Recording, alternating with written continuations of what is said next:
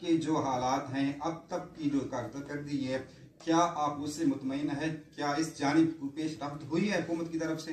बिस्मिल्लाहिर्रहमानिर्रहीम। बहुत शुक्रिया जी, आप तशरीफ़ लाए। पहली बात यह है कि जो हुकूमत ने हमसे वक्त मांगा था, उस वक्त में हमने इखलास ज़ाहिर किया और हुकूमत की जानिब से भी यही बात थी कि हम नामूस रिसालत के मसले में मुखलिस हैं, हमें वक्त दिया जाए इसलिए कि हम इसमें अमली इक़दाम कर सकें।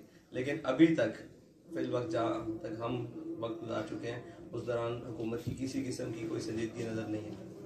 अच्छा, अगर हुकूमत अपना वादा पूरा नहीं करती, अभी तक जैसा लग रहा है कि हुकूमत इस सिलसिले में कोशिश नहीं कर रही, खुदा न खास्ता अगर वो डेडलाइन गुजर जाती है, तो तहरीक लब्बैक पाकिस्तान क्या हुकूमत को कुछ रोज़ मजीद देगी या इसकी क्या पॉलिसी होगी?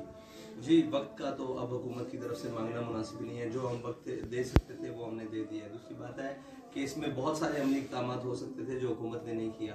हुकूमत वादा नहीं पूरा करती तो तहरीक लब्बैक पाकिस्तान अपने कायद से किया हुआ वादा ज़रूर पूरा करेगी इंशाअल्लाह। तहरीक लब्बैक पाकिस्तान की क्या पॉलिसी होगी? एहतजाजी पॉलिसी होगी, धरना होगा, या इस दफ़ा आपने कोई मुख्तलिफ जो है लायामल वो अख्तियार करेंगे? हर वो लायामल इख्तियार करेंगे जिस पर हम अपने आका मौला सल्लल्लाहु अलैहि वसल्लम की नामूस पर पैरा दे सकें।